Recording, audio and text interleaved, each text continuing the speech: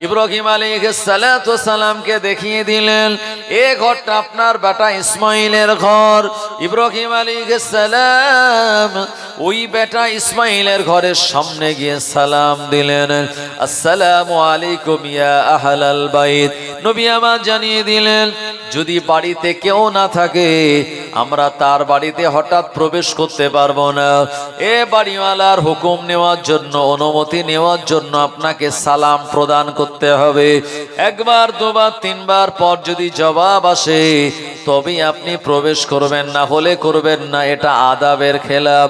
ও আমার ভাইজানেরা, শুধু তাই নয়, প্রিয় নবী সাল্লাল্লাহু আলাইহি ওয়াসাল্লাম এটাও জানিয়ে দিলেন, কোন মানুষের অনুমতি না নেওয়া পর্যন্ত তার বাড়ির দিকে তাকানো যায় না।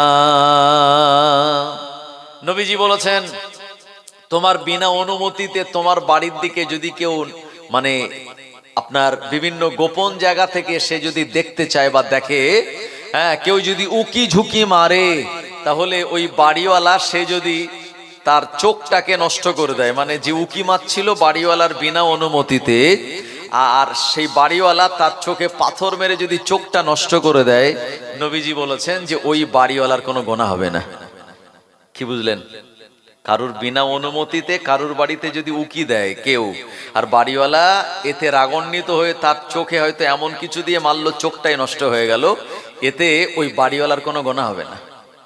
কারণ কারুর বাড়িতে বিনা অনুমতিতে উকি দেওয়া যায় না। ও আমার ভাইজানেরা, এই আদর্শগুলি আমাদের ভিতরে আনতে হবে। আল্লাহর নবী ইব্রাহিম আলাইহিস সালাতু সালাম যেহেতু তিনি একজন নবী, সালাম দিলেন, আসসালামু আলাইকুম ইয়া আহলাল বাইত। খানিকক্ষণ পর দরওয়াজা খুলে গেল, একজন মহিলা দরওয়াজা খুললেন। ইব্রাহিম আলাইহিস সালাম নিজের পরিচয় গোপন করলেন, নিজের পরিচয় দিলেন না। ইব্রাহিম আলাইহিস সালামের মাথায় পাগড়ি, হাতে তানার একটা লাঠি, পরনে জুব্বা।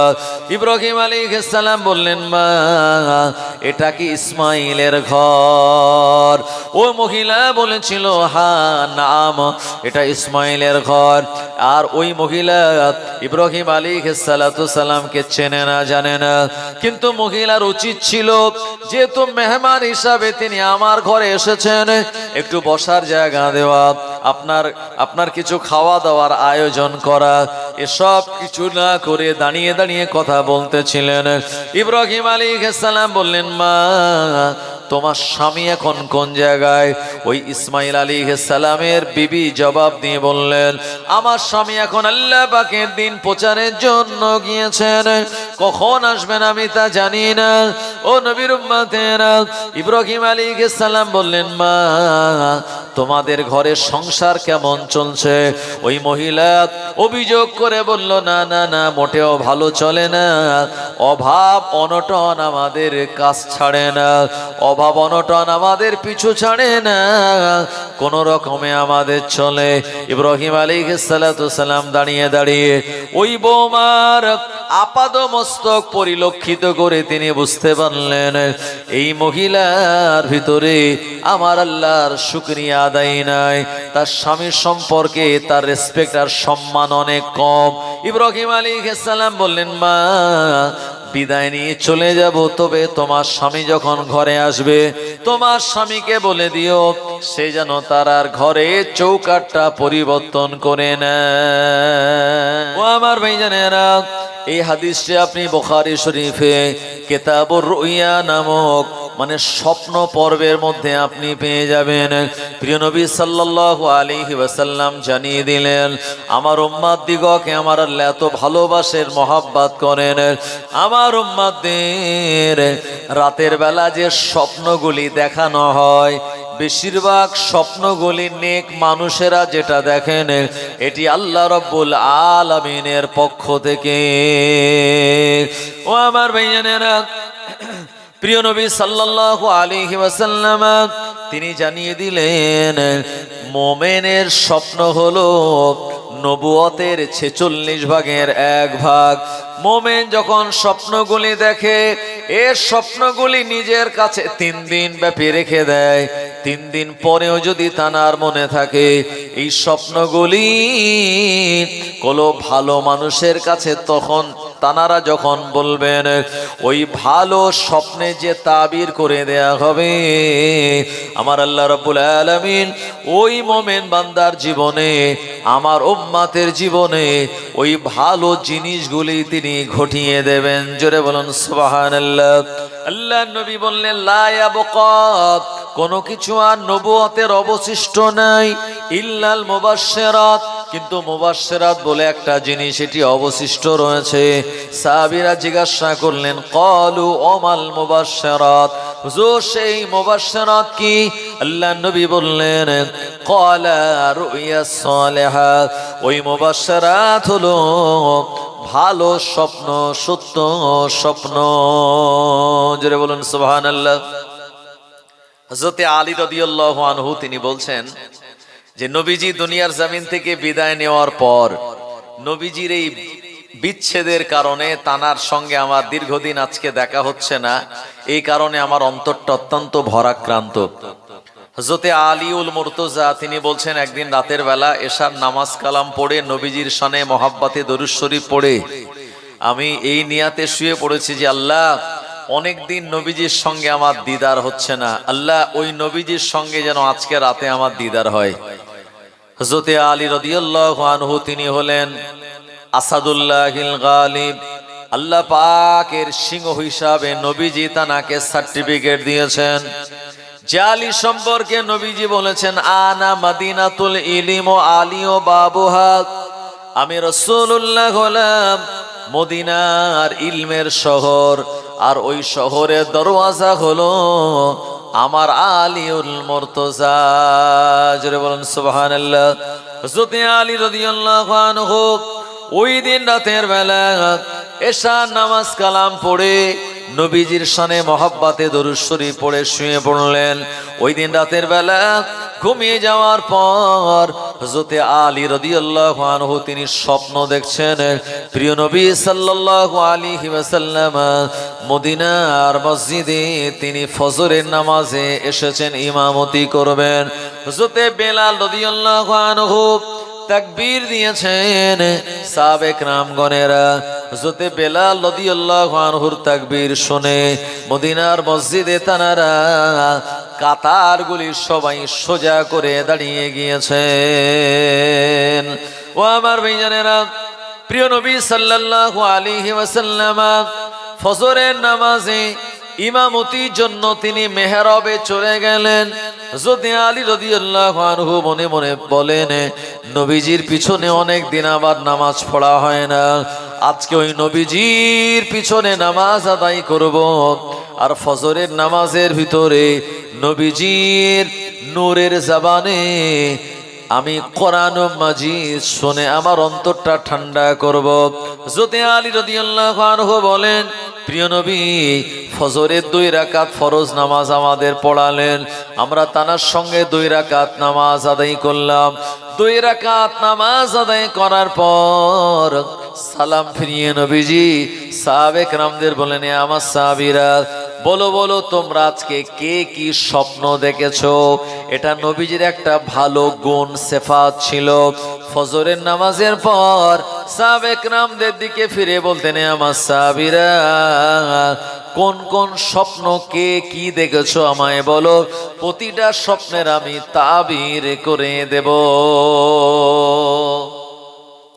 হযরত আলী রাদিয়াল্লাহু আনহু বলেন, এক একজন সাহাবী এক এক রকমের স্বপ্নের কথা বলছেন।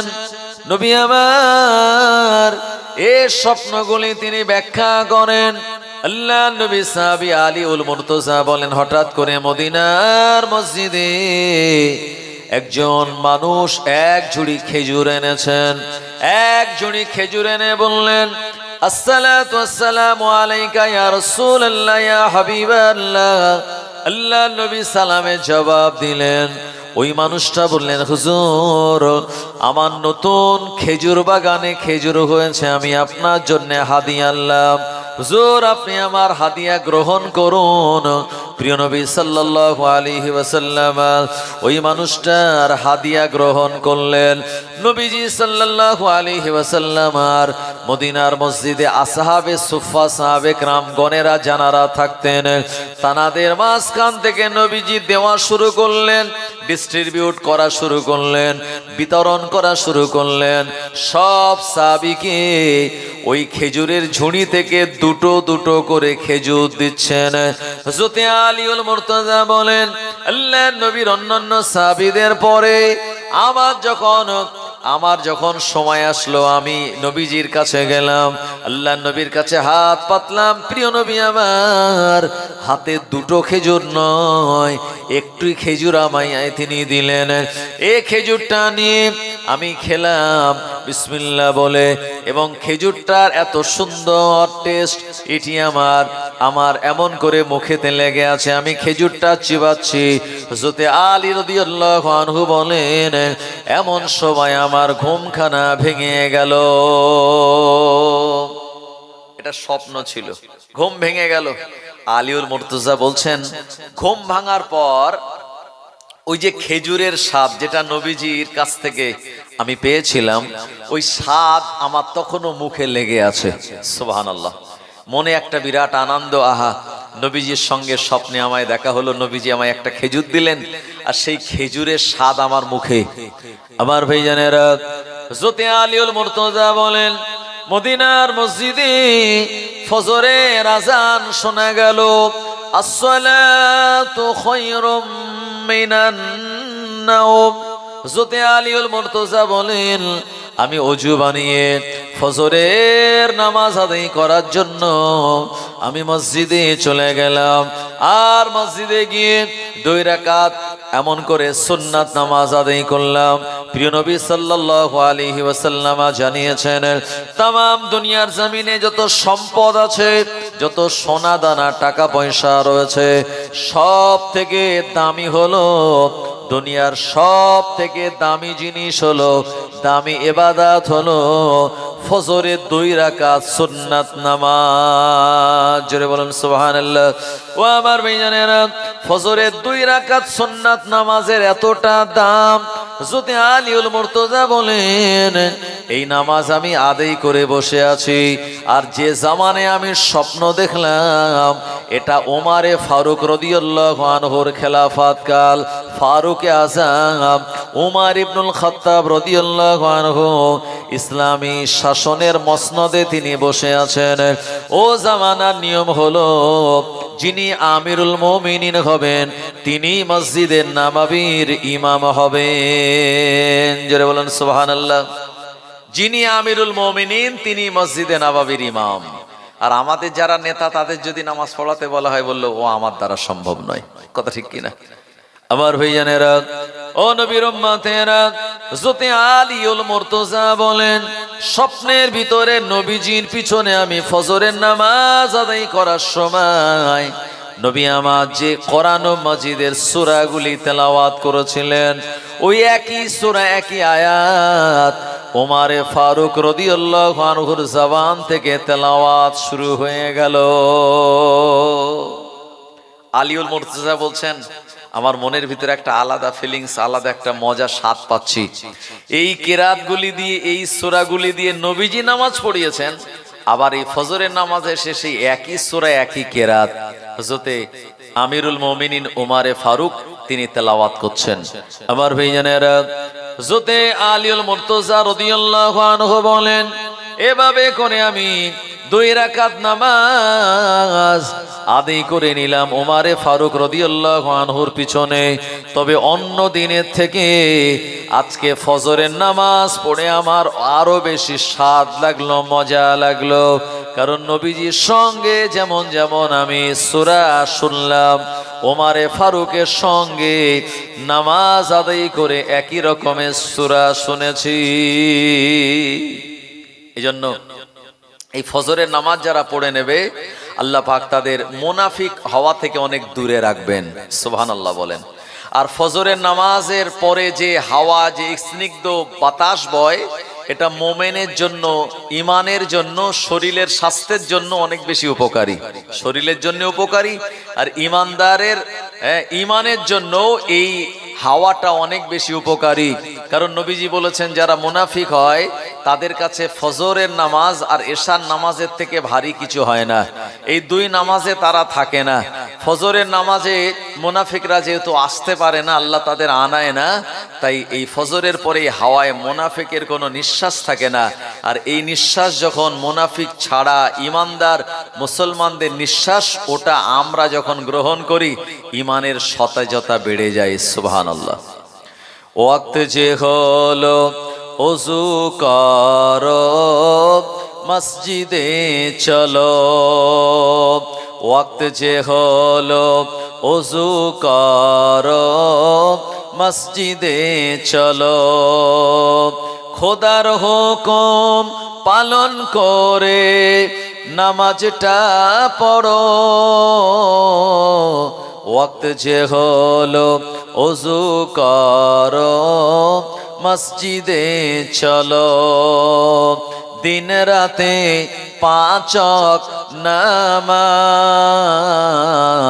পড়লে পাবে ভাই জান্নাত, দিন রাতে 5 ওয়াক্ত নামাজ পড়লে পাবে ভাই জান্নাত, ফজরের সময় হলে তুমি মসজিদে যাও চলে, কিছু সময় দাও নামাজে, আল্লাহ তাআলা রহমত দেন ঢেলে, আল্লাহ তাআলা রহমত দেন ঢেলে, জোহরের সময় হলে কাজটা তুমি দাও ছেড়ে, কিছু সময় দাও নামাজে, সফলতা আসবে জীবনে, সফলতা আসবে জীবনে, ওয়াক্ত যে হলো ওযু করো মসজিদে চলো,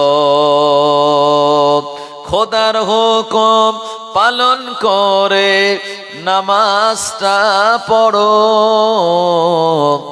ওয়াক্ত যে হলো ওযু করো মসজিদে চলো, দিন রাতে 5 ওয়াক্ত নামাজ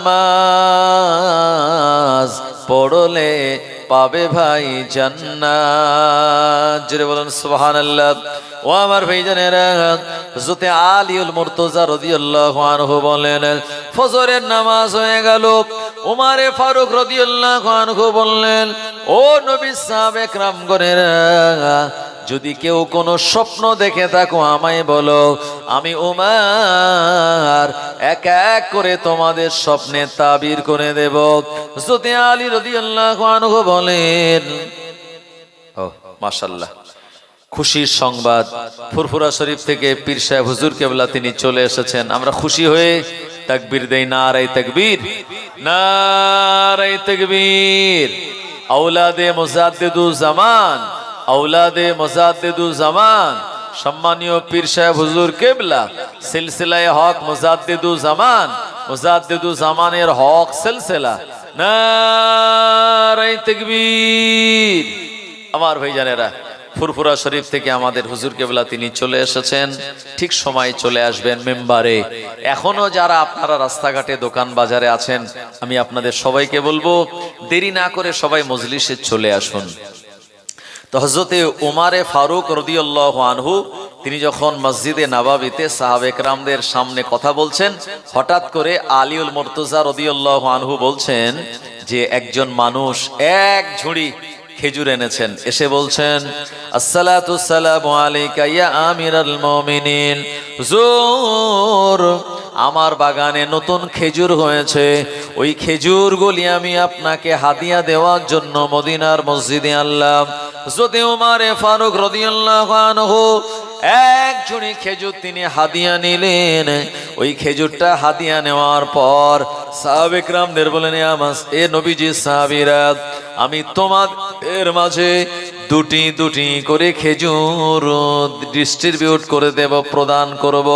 ও আমার ভাইজানেরা, আল্লাহর নবী সাহাবে কেরামগণেরা দাঁড়িয়ে গেলেন দুটো দুটো করে খেজুর নেওয়ার জন্য। হযরত আলী রাদিয়াল্লাহু আনহু বলেন, আমি অবাক হয়ে যাচ্ছিলাম, স্বপ্নের ভিতরে যেমন দেখেছিলাম সেম টু সেম একদম ওমরে ফারুক রাদিয়াল্লাহু আনহুর সঙ্গে আমি এমনটা দেখছি। আল্লাহর নবী সাহাবী হযরত আলীউল মুর্তজা বলেন, আমার যখন পালি আসলো, আমার সিরিয়াল আসলো, আমি চলে গেলাম ওমরে ফারুক রাদিয়াল্লাহু আনহু তানার দিকে আমি হাত বাড়িয়ে দিলাম। এরপরে আমিরুল মুমিনিন ওমর ইবনুল খাত্তাব রাদিয়াল্লাহু আনহু ও আমার ভাইজানেরা, তিনি সব সাহাবীদের দুটো খেজুর দিলেও আলীউল মুর্তজা রাদিয়াল্লাহু আনহুকে একটি খেজুর দিয়েছেন। হযরত আলীউল মুর্তজা রাদিয়াল্লাহু আনহু বলছেন, ও আমিরুল মুমিনিন, এটা আপনার কেমন বিচার? সব সাহাবে কেরামদেরকে আপনি দুটো করে খেজুর দিলেন, আপনি আমায় কেন একটা দিলেন? ওমরে ফারুক রাদিয়াল্লাহু আনহু মুচকি হেসে বলেছিলেন, ও নবীর জামাতা, ও হাসান হোসাইনের আব্বা, ও আলী, স্বপ্নে নবীজি যদি তোমায় দুটো খেজুর দিতেন, আমি উমর, আমি আজকে তোমায় দুটো দিতাম।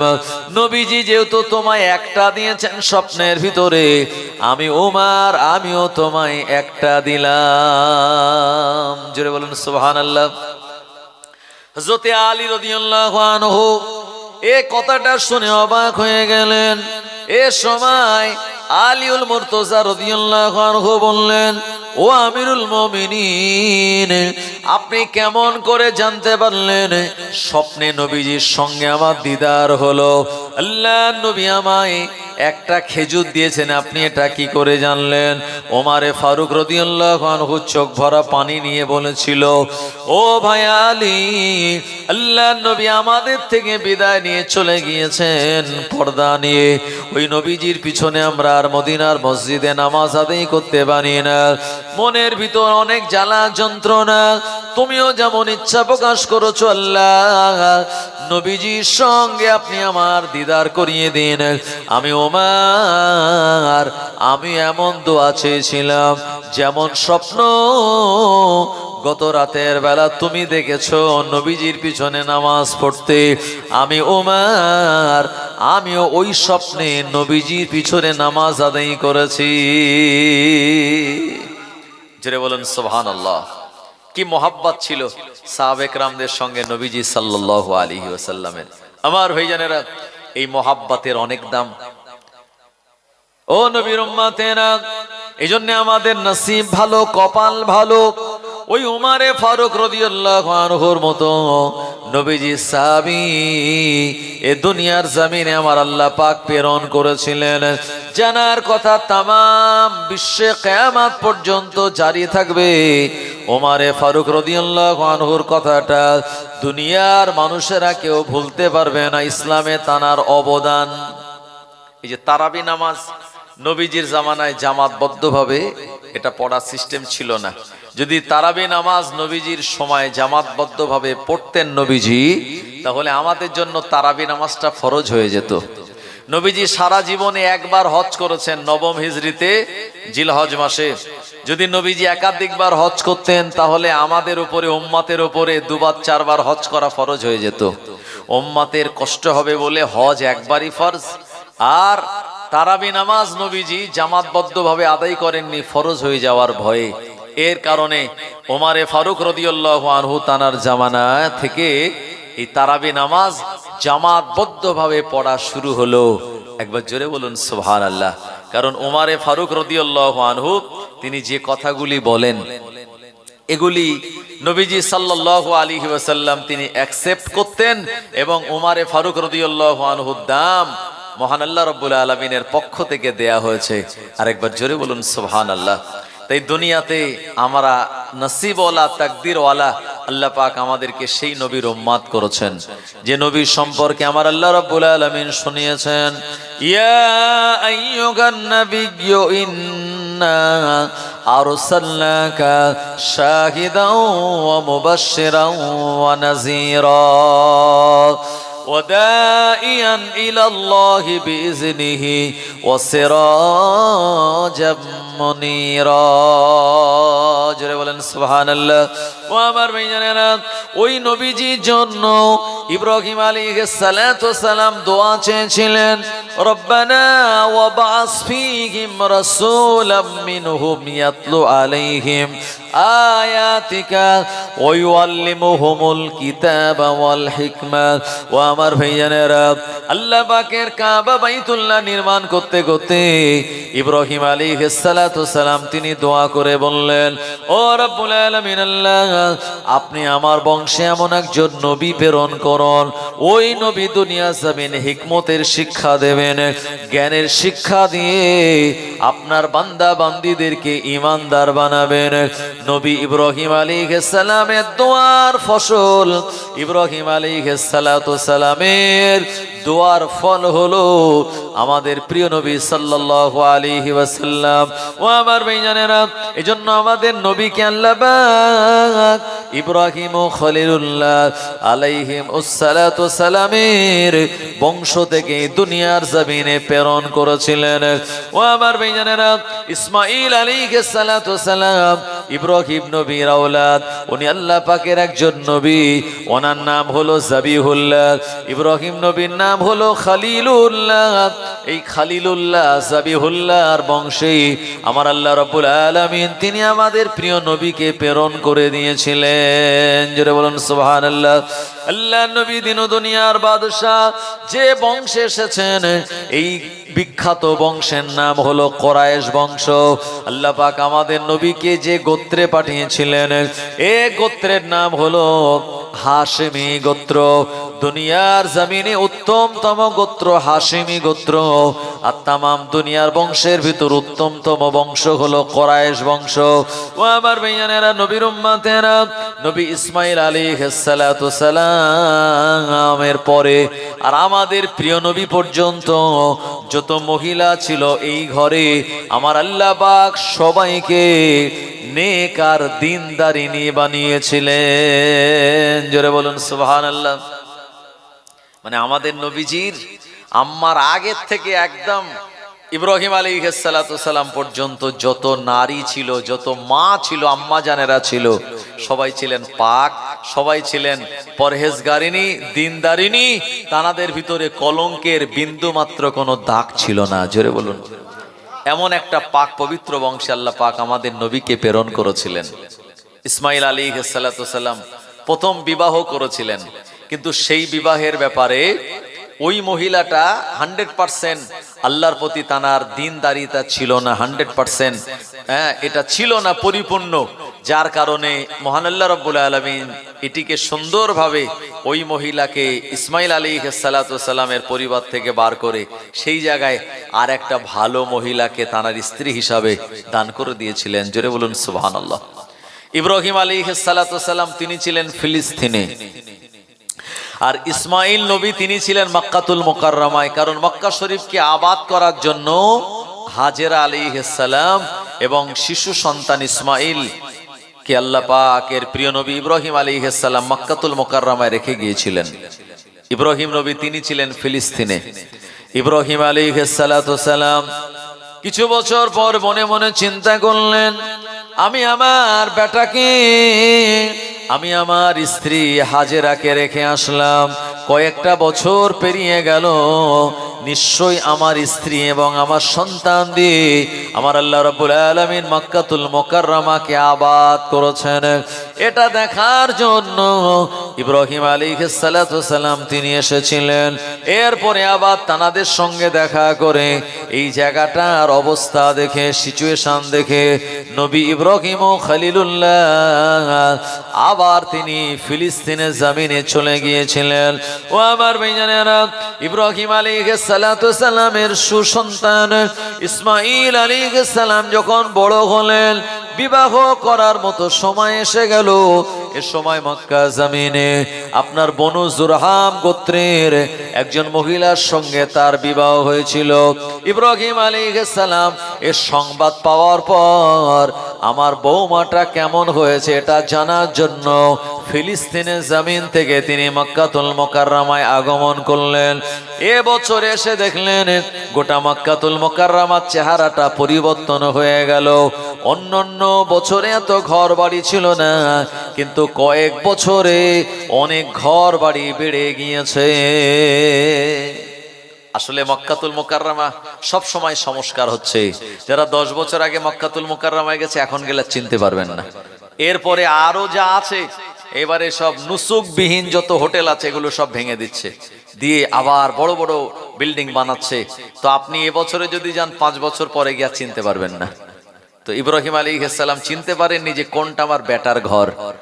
ইব্রাহিম আলাইহিস সালাম মানুষদেরকে জিজ্ঞাসা করে বললেন, এ মক্কাতুল মুকাররমার অধিবাসীরা, ইসমাইলের ঘর কোনটা বলতে পারো? ও আমার ভাইজানেরা, যেখানে আল্লাহ পাকের কাবা বাইতুল্লাহ যে জায়গাটার ভিতরে, এই জায়গাটাকে বলা হয় বাক্কা। আর যেটা হলো কাবা বাইতুল্লাহর আশপাশে যে মাতাফ, এই অংশটাকে বলা হয় আপনার মসজিদুল হারাম। আর গোটা এলাকাটাকে বলা হয় মক্কাতুল মুকাররমা। ও আমার ভাইজানেরা, ইব্রাহিম আলাইহিস সালামকে দেখিয়ে দিলেন এ ঘরটা আপনার বেটা ইসমাইলের ঘর। ইব্রাহিম আলাইহিস সালাম ওই বেটা ইসমাইলের ঘরের সামনে গিয়ে সালাম দিলেন, আসসালামু আলাইকুম ইয়া আহলাল বাইত। নবী আমার জানিয়ে দিলেন, যদি বাড়িতে কেউ না থাকে আমরা তার বাড়িতে হঠাৎ প্রবেশ করতে পারবো না। এ বাড়িওয়ালার হুকুম নেওয়ার জন্য, অনুমতি নেওয়ার জন্য আপনাকে সালাম প্রদান করতে হবে। একবার, দুবার, 3 বার পর যদি জবাব আসে তবেই আপনি প্রবেশ করবেন, না হলে করবেন না। এটা আদাবের খেলাফ। ও আমার ভাইজানেরা, শুধু তাই নয়, প্রিয় নবী সাল্লাল্লাহু আলাইহি ওয়াসাল্লাম এটাও জানিয়ে দিলেন, কোন মানুষের অনুমতি না নেওয়া পর্যন্ত তার বাড়ির দিকে তাকানো যায় না। নবীজি বলেছেন, তোমার বিনা অনুমতিতে তোমার বাড়ির দিকে যদি কেউ মানে আপনার বিভিন্ন গোপন জায়গা থেকে সে যদি দেখতে চায় বা দেখে, হ্যাঁ, কেউ যদি উকি ঝুঁকি মারে, তাহলে ওই বাড়িওয়ালা সে যদি তার চোখটাকে নষ্ট করে দেয়, মানে যে উকি মারছিল বাড়িওয়ালার বিনা অনুমতিতে, আর সেই বাড়িওয়ালা তার চোখে পাথর মেরে যদি চোখটা নষ্ট করে দেয়, নবীজি বলেছেন যে ওই বাড়িওয়ালার কোনো গুনাহ হবে না। কি বুঝলেন? কারুর বিনা অনুমতিতে কারুর বাড়িতে যদি উকি দেয় কেউ, আর বাড়িওয়ালা এতে রাগান্বিত হয়ে তার চোখে হয়তো এমন কিছু দিয়ে মারলো চোখটাই নষ্ট হয়ে গেল, এতে ওই বাড়িওয়ালার কোনো গুনাহ হবে না। কারণ কারোর বাড়িতে বিনা অনুমতিতে উকি দেওয়া যায় না। ও আমার ভাইজানেরা, এই আদর্শগুলি আমাদের ভিতরে আনতে হবে। আল্লাহ নবী ইব্রাহিম আলাইহিস সালাম যেহেতু তিনি একজন নবী, সালাম দিলেন, আসসালামু আলাইকুম ইয়া আহলাল বাইত। খানিকক্ষণ পর দরওয়াজা খুলে গেল, একজন মহিলা দরওয়াজা খুললেন। ইব্রাহিম আলাইহিস সালাম নিজের পরিচয় গোপন করলেন, নিজের পরিচয় দিলেন না। ইব্রাহিম আলাইহিস সালামের মাথায় পাগড়ি, হাতে তানার একটা লাঠি, পরনে জুব্বা। ইব্রাহিম আলাইহিস সালাম বললেন, মা, এটা কি ইসমাইলের ঘর? ও মহিলা বলেছিল, হ্যাঁ নাম, এটা ইসমাইলের ঘর। আর ওই মহিলা ইব্রাহিম আলাইহিস সালামকে চেনে না, জানে না। কিন্তু মহিলার উচিত ছিল, যেহেতু মেহমান হিসাবে তিনি আমার ঘরে এসেছেন, একটু বসার জায়গা দেওয়া, আপনার কিছু খাওয়া দাওয়ার আয়োজন করা। এসব কিছু না করে দাঁড়িয়ে দাঁড়িয়ে কথা বলতেছিলেন। ইব্রাহিম আলাইহিস সালাম বললেন, মা, তোমার স্বামী এখন কোন জায়গায়? ওই ইসমাইল আলাইহিস সালামের বিবি জবাব দিয়ে বললেন, আমার স্বামী এখন আল্লাহ পাকের দিন প্রচারের জন্য গিয়েছেন, কখন আসবেন আমি তা জানি না। ও নবীর উম্মতেরা, ইব্রাহিম আলাইহিস সালাম বললেন, মা, তোমাদের ঘরের সংসার কেমন চলছে? ওই মহিলা অভিযোগ করে বলল, না না না, মোটেও ভালো চলে না।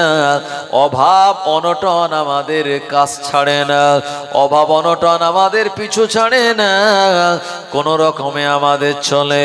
ইব্রাহিম আলাইহিস সালাতু সালাম দাঁড়িয়ে দাঁড়িয়ে ওই বৌমার আপাদ মস্তক পরিলক্ষিত করে তিনি বুঝতে পারলেন এই মহিলার ভিতরে আমার আল্লাহর শুকরিয়া আদায় নাই, তার স্বামীর সম্পর্কে তার রেসপেক্ট আর সম্মান অনেক কম।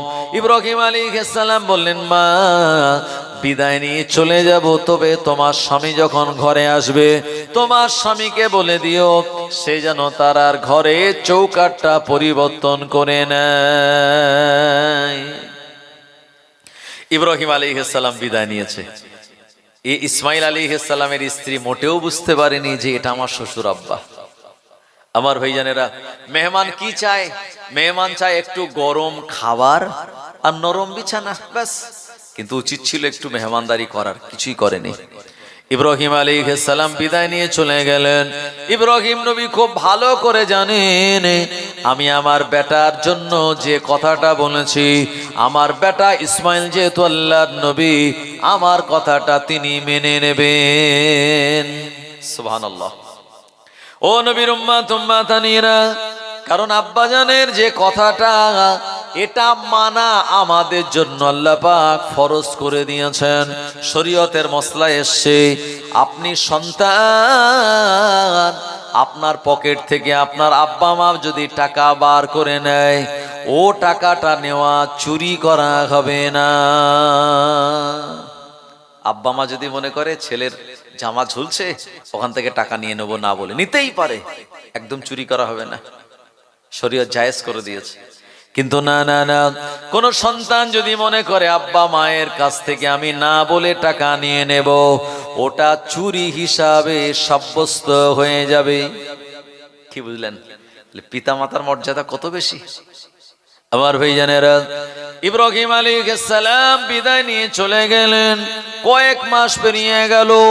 ও আমার ভাইজানেরা, ইসমাইল আলাইহিস সালাতু সালাম তিনি ঘরে আসলেন আর বিবিকে জিজ্ঞাসা করলেন কি কি ঘটনা ঘটেছিল। ও আমার বিবি বলো আমার ঘরে কি নতুন কেউ এসেছিল? এ সময় বিবি বললেন, ও আমার স্বামী, আপনি চলে যাওয়ার কয়েকদিন পর সাদা দাড়িওয়ালা, মাথায় পাগড়িওয়ালা, পরনে টানা লম্বা জুব্বা, হাতে টানার একটা আসা, সুন্দর চেহারার একজন মানুষ আমার ঘরে দরওয়াজায় সালাম দিয়েছিল 3 বার। আমি দরওয়াজা খুলে দিলাম, আপনার খবর নিচ্ছিল। আমি বললাম দিন প্রচারের জন্য গিয়েছেন, এখন ঘরে নাই, সংসার কেমন চলছে জিজ্ঞাসা করেছিল। আমি জবাব দিয়ে বললাম না না না, মোটেও ভালো চলে না, একবেলা খাওয়া হয়তো 3 বেলা জোটে না। বলল উনি চলে যাওয়ার আগে কি কোনো নসিহত করে গিয়েছিলেন? বলল হ্যাঁ হ্যাঁ হ্যাঁ, উনি চলে যাওয়ার আগে বলেছেন আমাদের ঘরে চৌকাঠটা যেন পরিবর্তন করে নেওয়া হয়। স্ত্রী ভেবেছে চৌকাঠ মানে ওই যে দরজার যে ফ্রেম, হ্যাঁ, এটা কোথায় ঘুণ লেগে আছে, বুড়ো মানুষের নজর পড়ে গেছে তাই চেঞ্জ করতে বলেছে। যদি জানতো চৌকাঠটা আসলে আমি, তাহলে এই কথা মনে আর স্বামীরে বলতো না। কিন্তু একজন নবীর কোড ল্যাঙ্গুয়েজ আর একজন নবী বুঝতে পারেন, একজন শেকরার ইশারা আর একজন শেকরাই বুঝতে পারে, কথা ঠিক কিনা? একজন আলেমের সংকেত আর একটা আলেম বুঝতে পারে। আমার ভাইজানেরা, ইসমাইল আলাইহিস সালাম তিনি রেগে গিয়ে বললেন, এ আমার বিবি তুমি কি সর্বনাশ করলে? ওই মানুষটাকে তুমি কি বসতে দাওনি? বলল না। খেতে দিয়েছিলেন? না, তাও দেয়নি। পানি দিয়েছিলে নাকি? বলল না, তাও দেয়নি, যেহেতু চিনি না জানি না। ইসমাইল আলাইহিস সালাম বললেন, সর্বনাশ, যিনি আমার ঘরে এসেছিলেন উনি আর অন্য কেউ নয়, উনি হলেন আমার আব্বাজান, আল্লাহ তাআলার একজন প্রিয় নবী ইব্রাহিম খলিলুল্লাহ। এ আমার বিবি, যে আচরণ তুমি আমার আব্বাজানের সঙ্গে করেছো, আমার আব্বাজান ঘরে চৌকাঠ পরিবর্তন করার জন্য বলেছেন, মানে তোমার সঙ্গে আমি আর ঘর করতে পারবো না, তোমাকে নিয়ে আমি আর চলবো না, তুমি আমার থেকে বিদায় নাও। আমার ভাইজানেরা, তো ইব্রাহিম আলাইহিস সালাতু সালাম বললেন, মানে তাকে তালাক দিয়ে দিলেন, যে আমার আব্বা ঘরে চৌকাঠ পাল্টাতে বলেছে, মানে চৌকাঠ তুমি। আর সত্যিই তো ঘরের মেয়েরাই চৌকাঠ। মেয়েরা যদি ভালো হয়, স্ত্রীরা যদি ভালো হয়, স্বামী উন্নতি করতে পারবে। আর স্ত্রী যদি বেঁকা চলে, উন্নতি করা সম্ভব? সব টাকা কোথাতে বেরিয়ে যাবে আপনি খবরই পাবেন না। আপনার স্ত্রী যদি চায়, আপনার বিবি যদি চায় আপনি আল্লাহ পাকের ইবাদত বান্দেগি করুন, আপনার বিবি যদি চায় আপনি নামাজের সঙ্গে থাকুন, তবে আপনি পারবেন। আর বিবি যদি চায় না না না স্বামী এখন নামাজ পড়বে না, আমার মতো চলবে, ও নবীর উম্মাত উম্মাতানিরা ঈমান খাতরার মধ্যে পড়ে যাবে। প্রিয় নবী সাল্লাল্লাহু আলাইহি ওয়াসাল্লাম জাবালে নূর গারে হেরাতে গিয়ে আল্লাহ পাকের ইবাদত বান্দেগি যখন করার ইচ্ছা প্রকাশ করলেন, আল্লাহর নবী বিবি খাদিজাকে বললেন, ও বিবি খাদিজা, তোমার টাকা পয়সা সয় সম্পত্তি তোমার সব কিছু তুমি আমার কদমে বিলিয়ে দিয়েছো খাদিজা, তোমার সঙ্গে বিবাহ করে জীবন আমার ধন্য। আমি ছিলাম এমন এক জায়গায়, সেখান থেকে তোমার সঙ্গে আমার বিবাহ হওয়ার পর তুমি আমার জন্য সব কিছু পরিত্যাগ করে দিয়েছো। এ আমার বিবি খাদিজা, তোমার গর্ভ থেকে আমার আল্লাহ 4টি কন্যা 3টি পুত্র দিয়েছেন। ও বিবি খাদিজা, আমি রাসূলুল্লাহ, আমার মনে হয়, আমি মুহাম্মদ ইবনে আব্দুল্লাহ, আমার ইচ্ছা হয় আমি তোমার বাড়িটা ছেড়ে দিয়ে নির্জন কোন একটা জায়গায় গিয়ে আল্লাহর ইবাদত বান্দেগি করব। বিবি খাদিজা বললেন, হুজুর আপনি আমার স্বামী, আমি বড় লোক, আপনি ছিলেন গরিব, কিন্তু টাকা পয়সা সব আপনায় দিয়েছি, তাই বলে আমি আপনার উপরে হুকুমদারি চালাবো না। সুবহানাল্লাহ।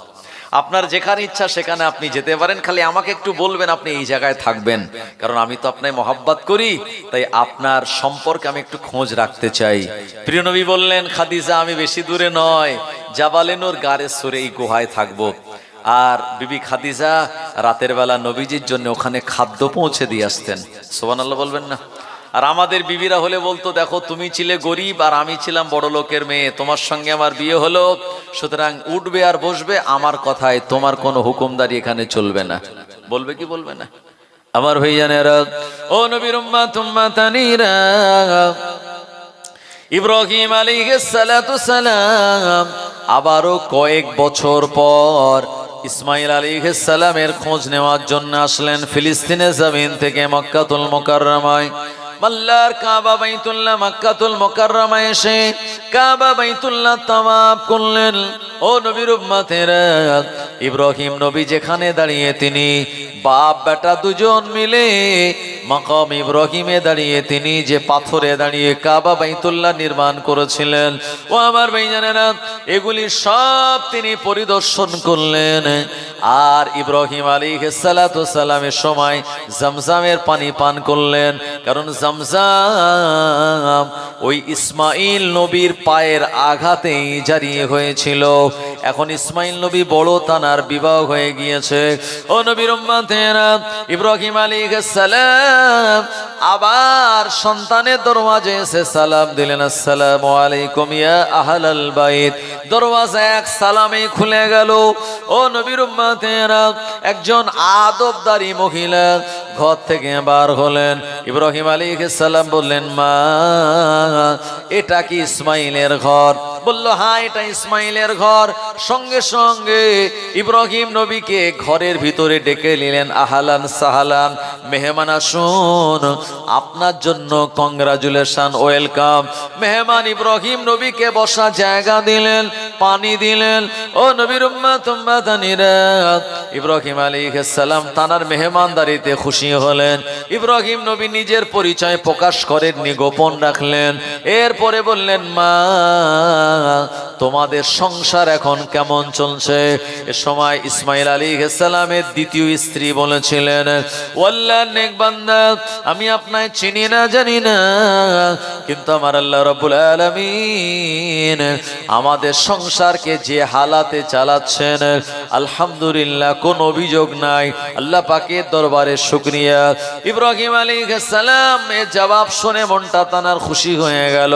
মনে মনে চিন্তা করলেন, ইনি আল্লাহর শুকরিয়া আদায়কারী বান্দি। যে বৌমা এখন হয়েছে, এই বৌমা অত্যন্ত দিনদারিনী, পরহেজগারিনী। ও নবীর উম্মতেরা, ইব্রাহিম আলাইহিস সালাম বিদায় নেওয়ার আগে বললেন, মা তোমার স্বামী যখন বাড়ি আসবে তোমার স্বামীকে বলো সে যেন তার ঘরের চৌকাঠটাকে অপরিবর্তিত রেখে দেয় আর ঠিক রেখে দেয়।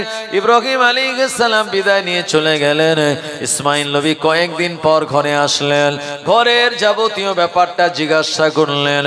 বিবি বললেন, একজন মানুষ এসেছিল, চিনি না জানি না, আজনবী মানুষ, আপনার খবর করছিল, আপনার খোঁজ নিচ্ছিল, আমি তানাকে বসার জায়গা দিলাম, মেহমানদারি করালাম, এরপরে সংসারের হালাত জিজ্ঞাসা করলো, আমি জবাব দিয়ে বললাম আলহামদুলিল্লাহ, যেভাবে চলে লাখো শুকরিয়া।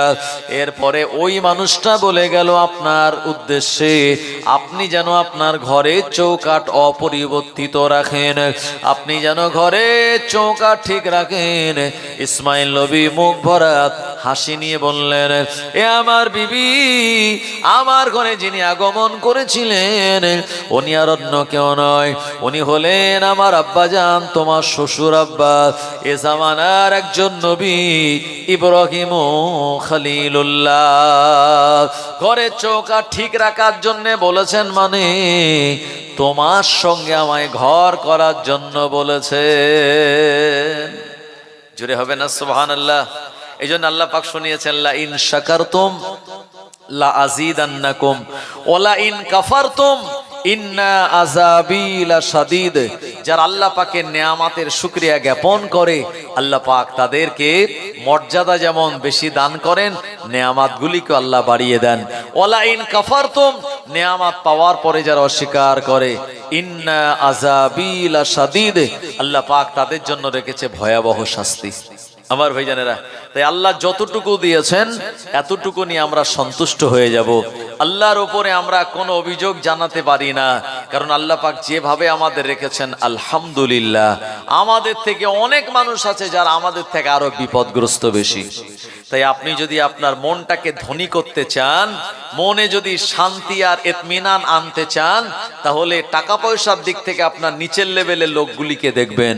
রেল লাইনের ধারে যারা বাস করছে, যাদের ঘর বাড়ি জমি জায়গা নাই, স্টেশনে যাদের দিন কাটে, তাদের থেকে আল্লাহ আমাদের অনেক ভালো রেখেছেন।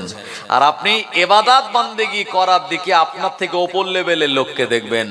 কাদের দেখবেন? ওলিয়া ওলিয়াদের দেখবেন, আলেম হাফেজ কারি, তাদেরকে দেখবেন যে তানারা কিভাবে ইবাদত করছেন, আমি ততটা বেশি করতে পাচ্ছি না। তাহলে এই টাকা পয়সার দিক থেকে আপনার থেকে লো ক্যাটাগরির লোককে দেখবেন, আর দিনদারিদার দিক থেকে আপনি আলেম ওলামাদেরকে, পীর ও মাশায়েখ বুজুর্গানে দ্বীনদের দেখেন, মুজাদ্দিদুজ জামান 5 হুজুর কেবলাকে যদি আপনি দেখেন, তাহলে কি হবে? আমার আপনার জীবনে মনের ভিতরে ইতমিনান আর শান্তি চলে আসবে। একবার জোরে বলুন না সুবহানাল্লাহ। মন থেকে আমাদের হিংসা বিদ্বেষ এগুলি দূর করতে হবে, কারণ হিংসা এমন একটা জিনিস, লোভ এমন একটা জিনিস, এগুলি আমাদের ভালো আমালগুলি নষ্ট করে দেয়। হযরতে ঈসা রূহুল্লাহ আল্লাহ পাকের একজন নবী ছিলেন, যে নবীকে আল্লাহ পাক আসমানি কিতাব দিয়েছিলেন, কিতাবের নাম হলো ইনজিল। যে নবীকে আল্লাহ বিনা বাপে জানাকে প্রেরণ করেছিলেন, মারিয়াম আলাইহিস সালাতু ওয়াস সালামের গর্ভে জিবরাইল আলাইহিস সালাম একবার ফু দিলেন আর মরিয়াম গর্ভবতী হলো। এ সময় আম্মাজান মারিয়াম আলাইহিস সালাম তিনি বলছিলেন, হায় রে হায়, এ সময় যদি আমি মারা যেতাম, এই অবস্থায় আমি চলে আসলাম, আমার এখনো কোনো পুরুষের সঙ্গে বিয়ে হয়নি, এখন আমি গর্ভবতী। আবার ভাইজানেরা, ও নবীর উম্মাত উম্মাতানিরা, এ সময় ইব্রাহিম আলাইহিস আপনার ঈসা আলাইহিস সালাতু সালামের আম্মা মরিয়ম আলাইহিস সালাম অত্যন্ত চিন্তিত হয়ে পড়লেন, আর মনে মনে চিন্তা করলেন, আমার এলাকার মানুষেরা এরা তো আমাকে দোষারোপ করবে, আমাকে ব্যভিচারিণী বলবে। ও রব্বুল আলামিন আল্লাহ, এই সময় আমি কিভাবে তাদেরকে জবাব দেব? আমার আল্লাহ রব্বুল আলামিন বললেন, এ মরিয়াম, তোমায় যখন তারা জিজ্ঞাসা করবে তখন তুমি বলবে, আমি এখন এমন ভাবে নিয়াত করেছি জবানে কথা বলবো না, আমি এখন মৌনতা পালন করব, কথা আমি বলবো না, এমন ভাবে তাদের সঙ্গে চলো, তারপরে অন্য ব্যবস্থাগুলি আমি করে দেব।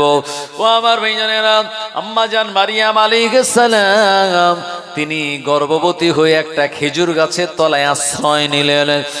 আর ফের ফারিস্তা এসে বললেন, ও মারিয়াম, তুমি চিন্তা করো না, দুঃখ করো না, খেজুর গাছে একবার তুমি নাড়া দাও, আমার আল্লাহ রাব্বুল আলামিন তোমার জন্য নেয়ামাতের খেজুরগুলি প্রদান করে দেবেন। এ সময় মারিয়াম আলাইহিস সালাতু ওয়াস সালাম খেজুর গাছ ঝাঁকালেন, আর অসংখ্য খেজুর তানার খাদ্যের জন্য আল্লাহ হাজির করে দিয়েছিলেন।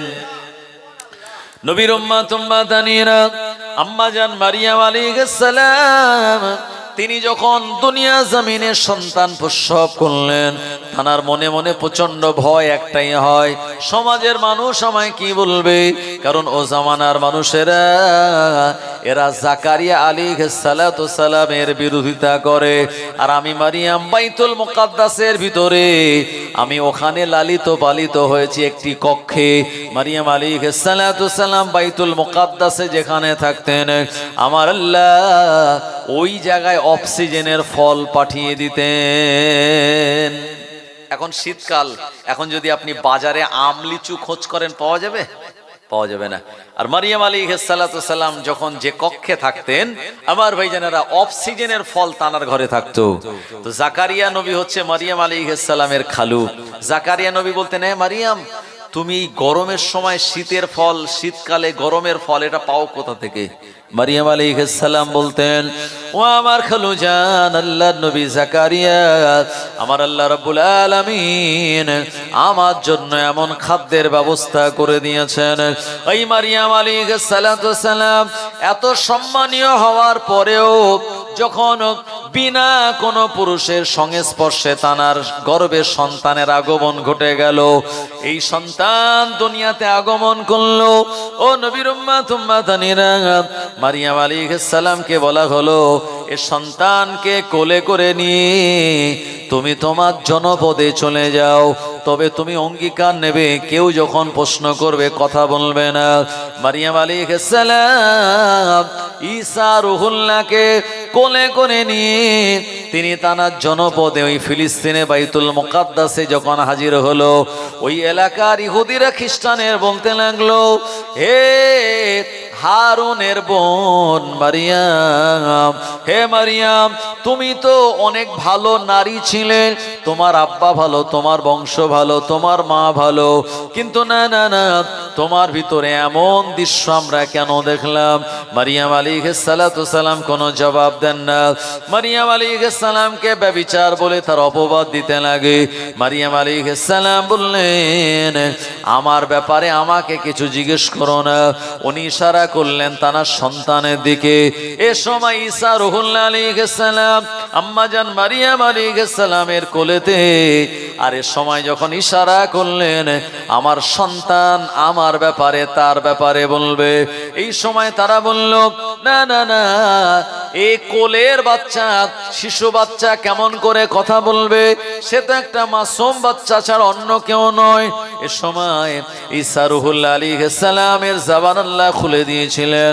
ঈসা নবী তিনি বলেছিলেন, ক্বালা ইন্নী আবদুল্লাহ আতানিয়াল কিতাবা ওয়া জাআলানি নবিয়্যা। ঈসা আলাইহিস সালাম বললেন, আল্লাহ পাকের বান্দা আমি, এবং আমাকে কিতাব প্রেরণ করা হবে, এবং দুনিয়া জমিনের জন্য আল্লাহ পাক আমায় নবী মনোনীত করেছেন। জোরে বলুন সুবহানাল্লাহ। দুধের বাচ্চা মায়ের কোলে যখন কথা বলে দিল, এ সময় মারিয়াম আলাইহিস সালামকে যারা দোষারোপ করছিল তারা অবাক হয়ে গেল, তারা আশ্চর্য হয়ে গেল। জীবনে কোনোদিন কোনো বাচ্চা মায়ের কোলে এমন ভাবে কথা বলে না। এই বাচ্চাটা যখন কথা বলে দিয়েছে, নিশ্চয়ই তিনি আল্লাহর একজন নবী। ঈসা রুহুল্লাহ আলাইহিস সালাম, জানাকে আল্লাহ আসমানি কিতাব দিয়েছিলেন, আমার আল্লাহ তানাকে এত ভালোবাসেন, মহাব্বত করেন, দুশ্মনেরা তানাকে যখন মারতে গেল, আল্লাহ পাক আসমানে ফারিস্তা দিয়ে তুলে নিয়েছেন। সুবহানাল্লাহ বলবেন না? সব নবীরা দুনিয়া জমিন থেকে পর্দা নিলেও ঈসা রুহুল্লাহ আলাইহিস সালামের উপরে মওতটা এখনো আসে নাই। আদম নবী থেকে আর আমাদের নবী পর্যন্ত শুধুমাত্র ঈসা নবী ছাড়া সব নবীরা এই মৃত্যুর স্বাদ তানারা চেকেছেন, কিন্তু ঈসা নবী চাকেননি। সুবহানাল্লাহ বলবেন না? কি আল্লাহর নেয়ামত! ঈসা আলাইহিস সালাম আমাদের নবীর প্রায় 550 বছর আগে এসেছিলেন, তারপরেও আল্লাহ পাক তানাকে লম্বা হায়াত দিয়ে আসমানে তুলে রেখেছেন। আমার ভাইজানেরা, ঈসা রূহুল্লাহ আলাইহিস সালাম আখিরি জামানায় দাজ্জাল যখন আবির্ভাব হবে, আমার আল্লাহ দাজ্জালকে হত্যা করার জন্য অন্য কাউকে নির্বাচন করেন নাই। কোনো ইমাম হত্যা করবে না, কোনো মাওলানা পারবে না, কোনো আলেম পারবে না, কোনো শহীদ পারবে না। আর ওই দাজ্জাল নামক শয়তানটাকে যিনি হত্যা করতে পারবেন, আমার আল্লাহ যার হাতে তার মৃত্যু রেখে দিয়েছেন, উনি হলেন হযরত ঈসা রূহুল্লাহ আলাইহিস সালাম। আল্লাহর নবী বলেছেন, হাদিসে বর্ণিত, সিরিয়া আর দামেস্কে, সিরিয়ার রাজধানীর নাম হলো দামেস্ক। এই দামেস্কের শ্বেত মিনারের উপরে দুইজন ফারিস্তার ডানার উপরে ভর দিয়ে আর ঈসা রূহুল্লাহ আলাইহিস সালাম নামবেন। এ সময় তানার পরনে দুটি কাপড় থাকবে। এ পরনের কাপড় দুটি হলুদ বর্ণের হবে, কোন কোন রিওয়ায়াতে এসেছে সাদা বর্ণের হবে। ঈসা আলাইহিস সালাম ইমাম মাহদী আলাইহিস সালামের পিছনে নামাজ আদায় করে ওই দাজ্জালকে হত্যা করার জন্য তিনি বেরিয়ে পড়বেন।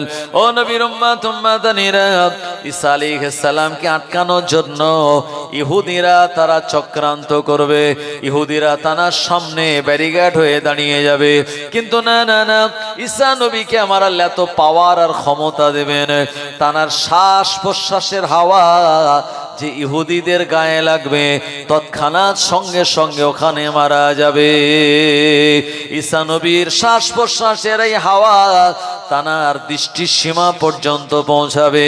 ঈসা আলাইহিস সালাম যে রাস্তা দিয়ে যাবেন, সামনের পুরো রাস্তাটাকে আমার আল্লাহ কোনো পুলিশ, কোনো বডিগার্ড ছাড়াই আল্লাহ পাক ক্লিয়ার করে দেবেন। ও নবীর উম্মত উম্মাতানিরা, ঈসা রূহুল্লাহ আলাইহিস সালামের জামানার একটি কথা আমার মনে পড়ে গেল। ঈসা আলাইহিস সালাম একজন বিরাট বড় নবী, এবং এই নবীর জীবনে অনেক মুজিজা ঘটেছিল। তার মুজিজার ভিতরে একটি মুজিজা হলো হযরত ঈসা রূহুল্লাহ আলাইহিস সালাম তিনি একটা রাস্তা দিয়ে যাচ্ছিলেন, হঠাৎ দেখতে পেলেন একজন যুবক একটা কবরের ধারে বসে বসে বড় কান্নাকাটি করে। ঈসা রূহুল্লাহ আলাইহিস সালামের মায়া হলো, দয়া হলো। ঈসা নবী বললেন, এ যুবক, এ কবরের ধারে বসে এত কান্নাকাটি করো কেন? ওই যুবক বললেন, আমার মনের দুঃখ আপনায় বলে কি আমার কোনো লাভ হবে? ঈসা আলাইহিস সালাম তিনি যে নবী, যুবক কিন্তু জানে না, চেনে না। ঈসা আলাইহিস সালাম ওই যুবকের কাছে খানিকক্ষণ ব্যাপারটা পরিলক্ষিত করলেন, পর্যবেক্ষণ করলেন, দেখতে পেলেন যুবক কেঁদে জারে জার হয়ে যায়। ঈসা রূহুল্লাহ বললেন, যুবক একবার বলো তোমার প্রবলেম কি? ওই যুবক বলল, ও আল্লাহর বান্দা, আমি আপনাকে চিনি না, জানি না, যে কবরের ধারে বসে বসে আমি কাঁদি, এটা হলো আমার বিবির কবর।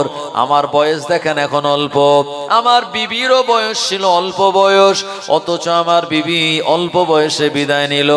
আমি আমার ওই বিবিকে বড় মহাব্বত করতাম, ভালোবাসতাম, অফুরন্ত প্রাণ উজাড় করে মহাব্বত দিতাম, কিন্তু অল্প দিনে আমার এই বিবি আমায় ছেড়ে দুনিয়ার জমিন থেকে বিদায় নিল।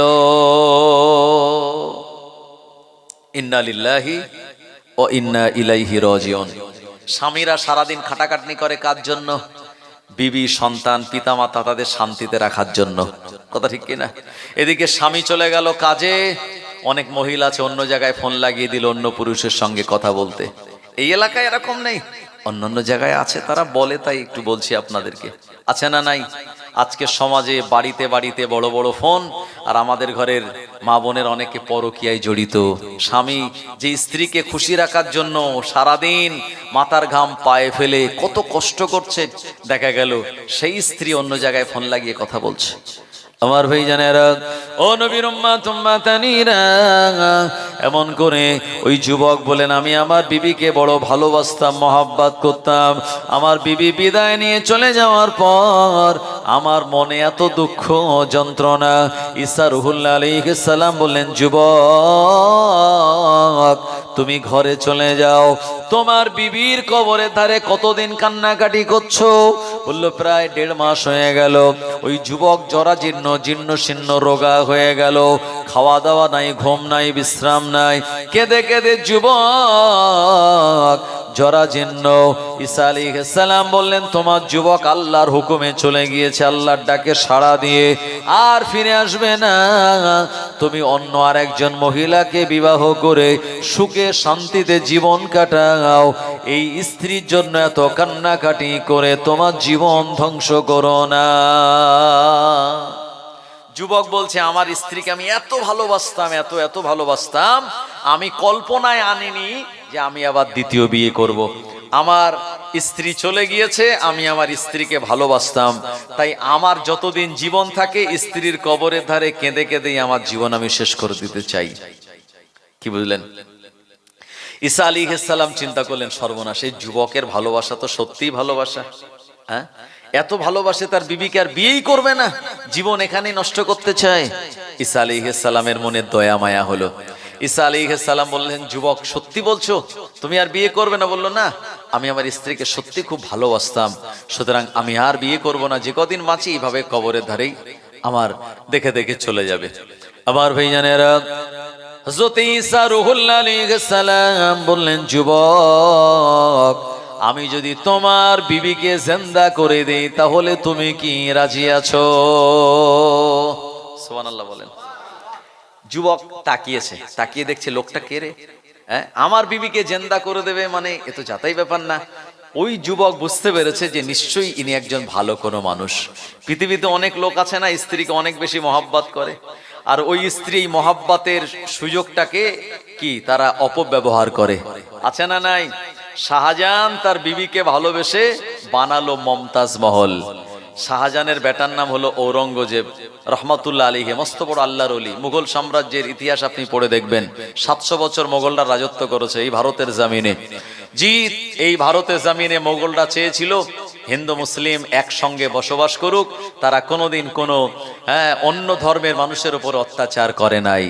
আর আজকে দেখা যায় সেই মুঘলদের ঐতিহ্যগুলি সব মিটিয়ে দেয়া হচ্ছে, যেন পরবর্তী জেনারেশন জানতে না পারে যে ভারতবর্ষে কোনোদিন মুসলিমরা রাজত্ব করেছে। আমার ভাইজানেরা, এখন এই শাহজাহান, বাদশাহ শাহজাহান, তিনি তাজমহল মানে মমতাজ মহল বানালেন, স্ত্রীর ভালোবাসায় বানিয়েছেন। এটা ভালোবাসার নিদর্শন। পৃথিবীর 7ম আশ্চর্যের একটি হলো তাজমহল। তো হযরতে ঔরঙ্গজেব রহমাতুল্লাহ আলাইহি যখন দেখলেন আমার আব্বা এই তাজমহলকে এত ভালোবাসে, আমার মায়ের কারণে এ সময় বাদশাহ শাহজাহান যখন অসুস্থ হয়ে গেল, একটা ঘর বানালো, একটা খাট রাখলো, আর খাটের এক পাশে সামনের দিকে এমন একটা আয়না রাখলো, আর আয়নার সোজাসুজি তাজমহলটা এসে পড়তো। বাদশাহ শাহজাহানকে এমন জায়গায় খাটে শোয়ানো হতো যেন আয়নার দিকে তাকালে সোজাসুজি তাজমহলটাই দেখতে পায়। শাহজাহানের শেষ জীবনটা এভাবেই কেটেছিল, ওই আয়নার দিকে তাকিয়ে তাকিয়ে তাজমহল দেখে দেখে।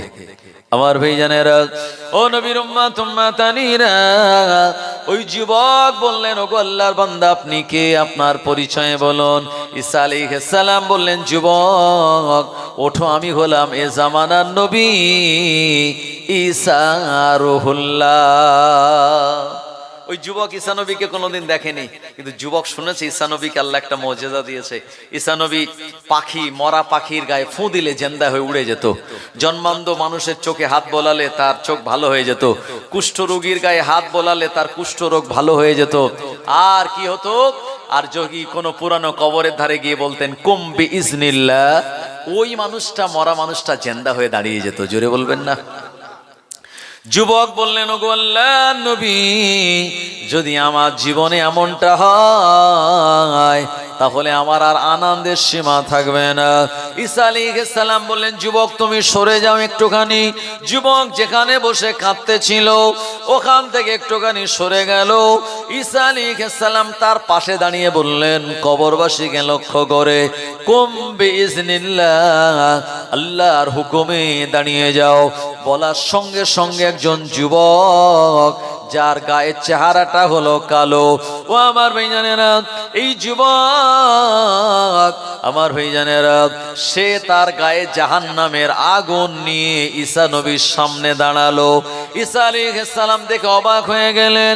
ওই যুবককে লক্ষ্য করে বললেন, যুবক তুমি বললে এটা আমার বিবির কবর, আমার স্ত্রী মারা গেল, কিন্তু কবর থেকে যে উঠলো এ লোকটা তো হাবশী মানুষ, গায়ের চামড়া তার কালো এবং তার শরীরে জাহান্নামের আগুনের কণা দেখা যায়।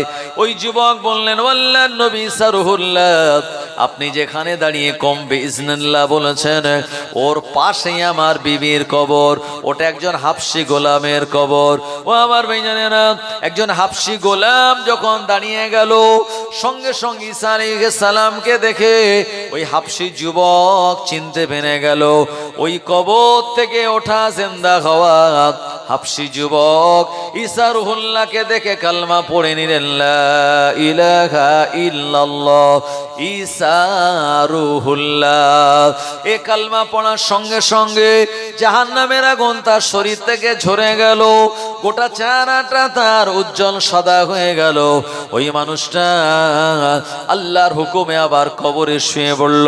ঈসা আলাইহিস সালামের উপরে কালমা পড়ার জন্য আল্লাহ হাবশী যুবকটাকে জাহান্নাম থেকে জান্নাত দান করে দিলেন। ও নবীর উম্মত উম্মাদানিরা, ঈসা আলাইহিস সালাম বলেন, এই যুবক এবার একটু সরো তুমি। যুবক সরে গেল। কোন জায়গায় তোমার বিবির কবর? বলল, হুজুর ঠিক এই সোজাসুজি ওই বিবির কবরে দাঁড়িয়ে। ঈসা আলাইহিস সালাম বললেন, কুম বিইজনিল্লাহ। এ কথা বলার সঙ্গে সঙ্গে ও আমার ভাইজানেরা, একজন মহিলা সুন্দর নোরানি চেহারা, ওই যুবকের বিবি ঈসা আলাইহিস সালামের সামনে দাঁড়িয়ে গেল। জোরে বলুন সুবহানাল্লাহ, নারে তাকবীর। আমার ভাইজানেরা, হযরত ঈসা রূহুল্লাহ আলাইহিস সালাম এই যুবককে বললেন, যুবক এই তো তোমার বিবি নাকি? বলল, হ্যাঁ হুজুর এটা আমার বিবি। ঈসা আলাইহিস সালাম বললেন, যুবক বিবির হাত ধরো আর তাকে নিয়ে আনন্দে ঘরে চলে যাও। আল্লাহ পাকের কাছে আমি দোয়া করি, আমার আল্লাহ তোমার বিবিকে লম্বা হায়াত দেবে, চিন্তা টেনশনের আর কোনো কারণ না।